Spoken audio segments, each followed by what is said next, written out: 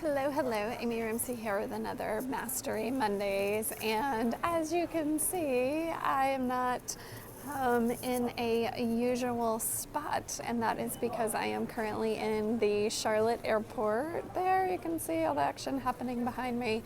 And I found a quick corner so that we could dive into this week's topic, because this week's topic is all about mastering travel and mastering travel working with your business. So first of all, I come to you every single Monday with tips about how to master your mindset, business, and life. So in order to be sure that you get those, make sure you subscribe to this YouTube channel and you can get those tips every single week. So this week I am talking about travel, because one of the big ways that people love talking about having their own business and having an online business is because they want to be able to travel and they want to be able to work from anywhere in the world, even if it's just at home. So even if you want to be able to work from home, there's still a lot of freedom in having a virtual business. So there are a few things I do in order to make travel work for my schedule. And quite frankly, my travel is not always convenient, and often it is pretty darn inconvenient. So for example, I just signed up for a training that is pretty intense. It's 5 weekends and it's in San Diego.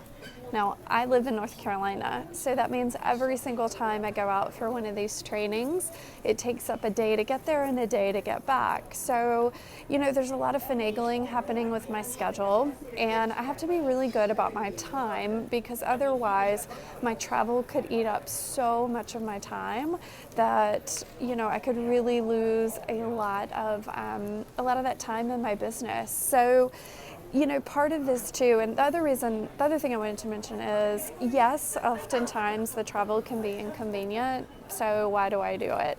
Well, I do it because it is part of my commitment to my growth and to my business and to my clients, so that I can really be, the best coach I can be, the best person I can be, the best woman, girlfriend, doggy mom, sister, daughter, friend.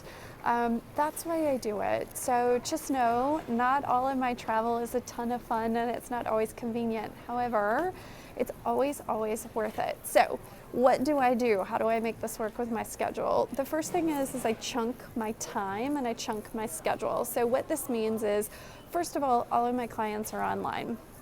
I don't meet with anybody in person, and that's because I really want to have a lot of freedom in my business. So that's number one, is really making sure all of your business is online and there is nothing really tying you to one location. The second thing is, with my schedule, is I only meet with my clients on Tuesdays and Wednesdays.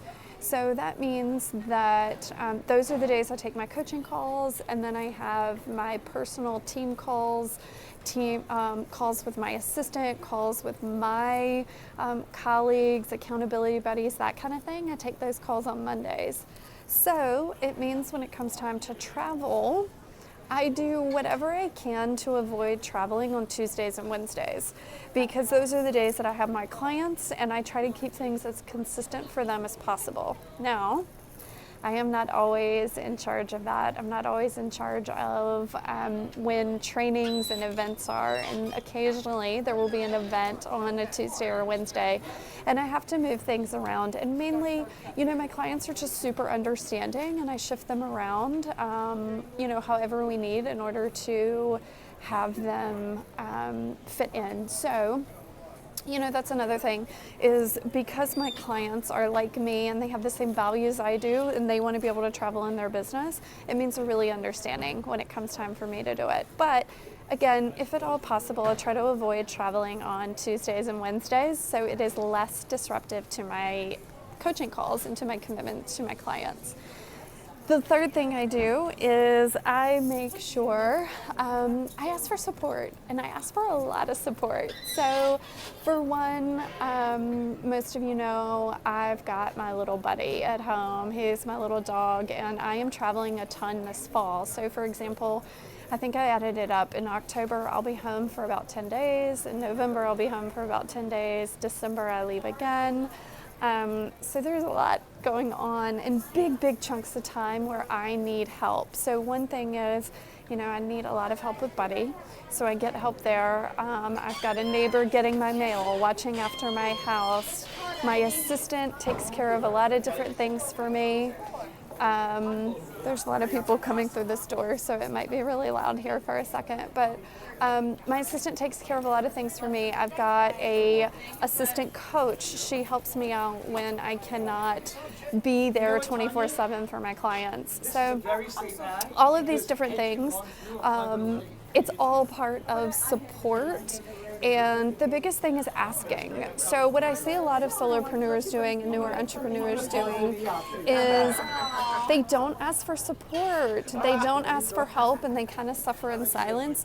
And they also have this idea that we all do it alone. And yes, you can be a solopreneur, but that doesn't actually mean you're doing it all alone. So this is huge. Ask for support with all of these different things in your business and with your travel. And then the last thing I do is I make really great use of my time. So for example, I just spent about an hour sitting on the floor here in Charlotte doing different work while I had Wi-Fi.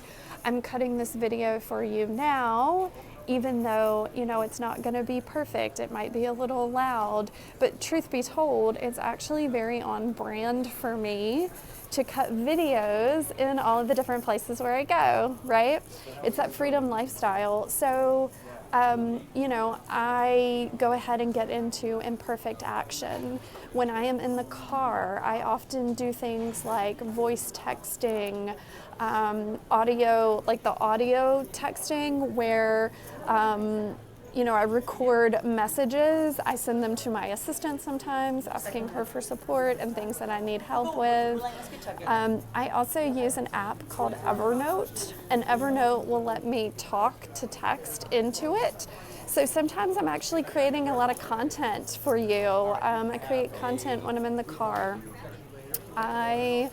That's one way I use my time wisely. The other thing I do is, these flights across country are about 5 hours, and there's always a layover. So for that 5-hour flight, I actually do not get Wi-Fi, and I do that on purpose. And I do that because I know how distracting Wi-Fi can be. So what I choose to do instead is not get the Wi-Fi and have projects where I know I need to be doing a lot of writing, a lot of content creation, and different things that I can do while I'm in the air on my laptop, but not connected to the internet. And it's amazing. I get so much work done. So that means, I don't really lose a full day of work, when I'm traveling. So there's a lot of different time hacks. Oh, my arm's getting tired there. There's a lot of different time hacks you can do, but those are just some of the ways that I make it work for me.